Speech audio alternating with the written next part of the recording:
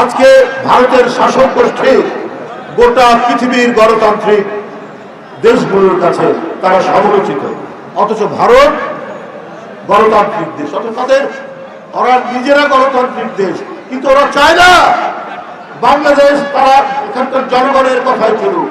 তারা ভুটান, তারা নেপাল, তারা কি বলে যে মালদ্বীপ, শ্রীলঙ্কার লোকরা নিজের কথাই চলুক, দিল্লির কথাই চলতে হবে। বন্ধুরা আমার, ওরা বাংলাদেশের মানুষের রক্তের যে তেজ, তাদের যে আত্মশক্তি, তাদের যে বীরত্ব, তাদের যে দৃপ্ত পদবিক্ষেপে এগিয়ে যাওয়ার যে ঐতিহ্য, এইটা দিল্লির সাউথ ব্লক ওরা বুঝতে পারেনি।